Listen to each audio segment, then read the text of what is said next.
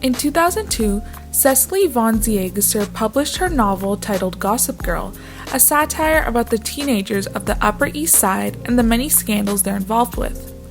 Little did Cecily know that in a few years, her book would be adapted into one of the most iconic and revolutionary teen dramas in history. As Cecily created a new world for us to escape in, through her words, it was the showrunners of the TV show that created an inescapable aesthetic that has cemented Gossip Girl into the pop culture Hall of Fame. Ever since Gossip Girl started running the scene in 2007, we as an audience have been subjected to the aesthetic of the setting, the characters, their clothes, and their lifestyles. Let's take a look into the power of aesthetics and how Gossip Girl captured the eyes, minds, and hearts of millions of people around the world by simply making themselves recognizable and desirable, aka making themselves look good. Since its debut in 2007, millions of people around the world have envied the lives of the core four in Gossip Girl. To be a rich teenager in New York, attending one of the most prestigious high schools, partying on Saturday night, and having brunch in the Hamptons on Sunday morning.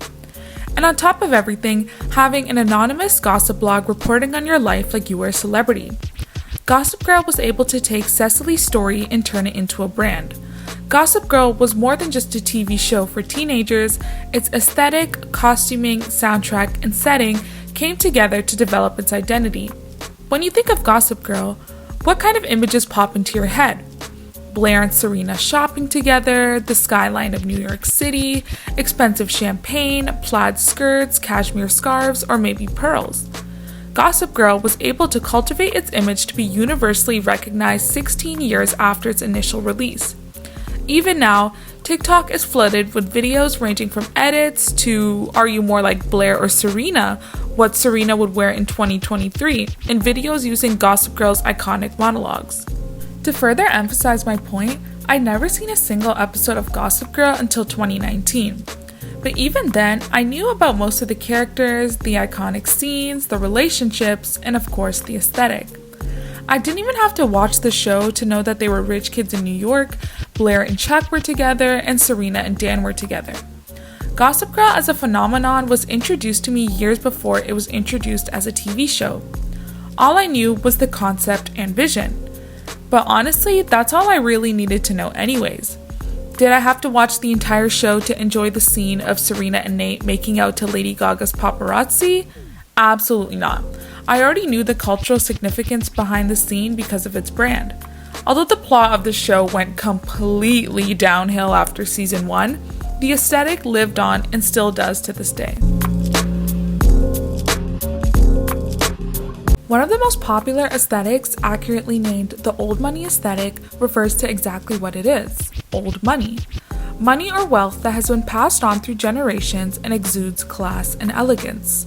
Although the old money look has been popular for a long time, it's no doubt that Gossip Girl has helped blow it up.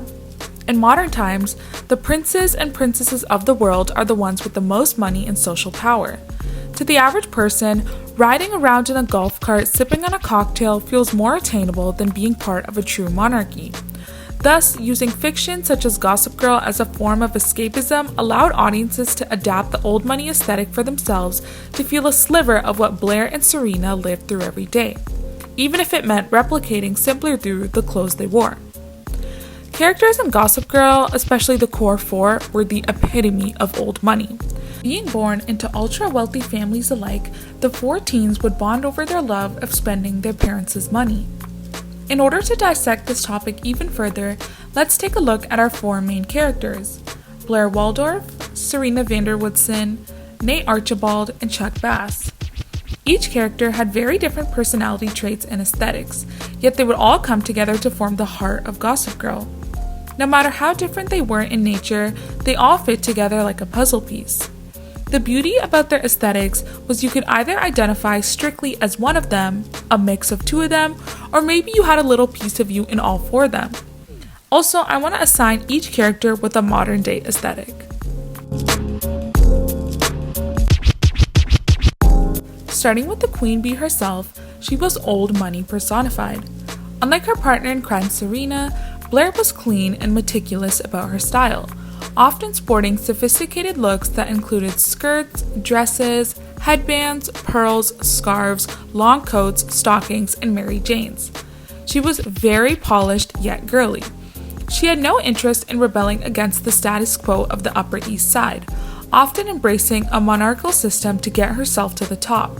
She loved breakfast at Tiffany's, warm croissants, spa days, and studying for the SATs. Blair became so much more than the clothes she was wearing. Blair Waldorf itself is a brand. In opposition to her best friend, Blair embraced the fact that she was mean and did everything in her power to get what she wanted, even if that meant screwing over others. Blair always feels like she's living in the shadows of Serena ever since her return to New York. In order to combat this, she's almost never seen underdressed or unpolished. When we're first introduced to her in the show, we're immediately introduced to her aesthetic, something that almost all of us at home watching were envious of. A spoiled teenage girl dating the hottest rich guy at Constance High and the daughter of a well-established luxury clothing brand CEO. Blair's personality can be described as cunning, ambitious, selfish, and determined. Her visual aesthetic can be described as polished, clean, elegant, and girly. The modern aesthetic that I'm going to assign to her is, of course, old money. Moving on to her best friend, Serena is the opposite of Blair. Not only do their personalities contrast, but so do their appearances. While Blair is uptight and a perfectionist, Serena is effortless and laid back. She has a natural charisma and charm that people around her gravitate towards. As the daughter of a divorced socialite, Serena was born with a silver spoon in her mouth. Prior to her escape from New York, the show describes her as being even worse than Blair. However, after her brother's mental health deteriorates, she comes back to New York, determined to reshape her image. Serena's style can be described as effortless, chic, trendy, and a little edgy. Her hair is bouncy and wavy, always slightly messy, a true reflection of how her beauty and charisma comes with little to no effort. While Blair's school uniform is perfectly iron-pressed, Serena shows up with her tie loosened and a little mascara smudge underneath her eye. Although Serena is technically old money, her personality alters her style into being more vintage and trendier rather than sophisticated and elegant. She loved martinis, partying, cocktail dresses, eyeliner, and leather bags. Prior to her disappearance, Serena was the it girl of New York. However, her power is quickly revived as soon as she touches down in Grand Central Station. People are looking left and right to get a glimpse of her. They want to be her. They want to be with her. Although she tries to break out of her old persona, her old habits die hard. The modern aesthetic that I'm assigning to Serena is the Stargirl aesthetic. Inspired by the song by The Weeknd and Lana Del Rey, the Stargirl goes with the flow. She parties at night and is adored by many. The Stargirl is often associated with gold, sparkles, dresses, dark makeup, messy hair, all perfectly describing Serena.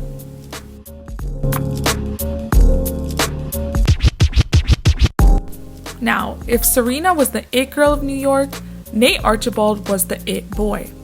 Born to the esteemed Archibald family, Nate grew up with his life planned out for him.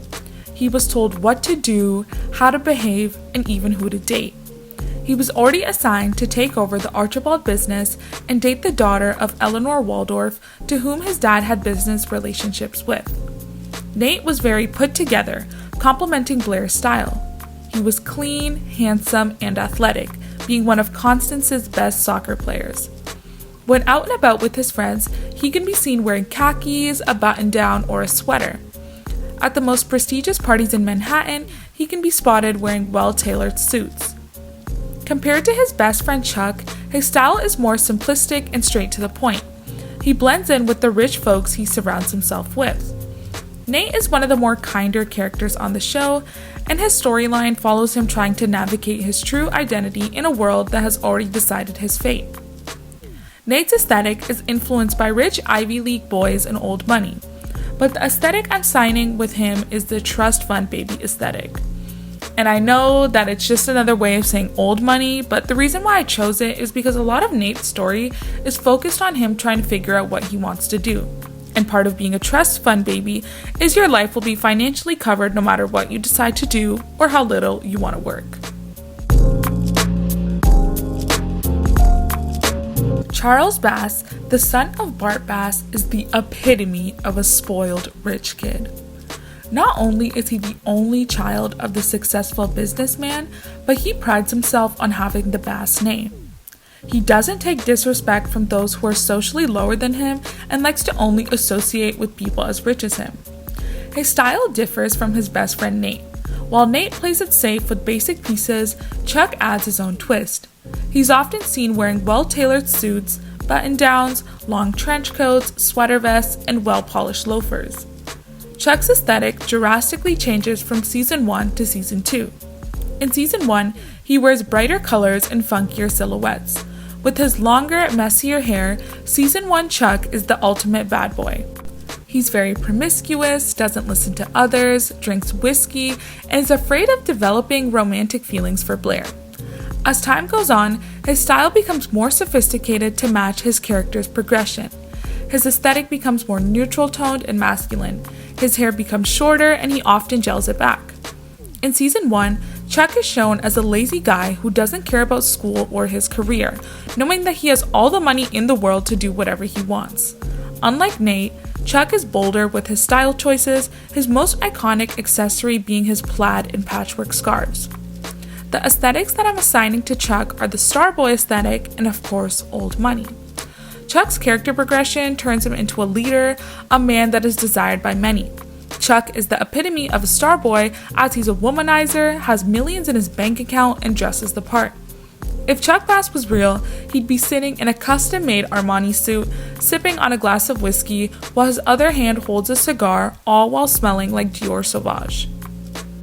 The aesthetic of Gossip Girl has allowed us as the audience to become completely immersed in the universe, and even imagine the characters as real people. You can find dozens of articles online that give you tutorials on how to recreate the look seen in Gossip Girl. I believe that without such clear aesthetics of each of the characters, the show wouldn't be as iconic as it is today.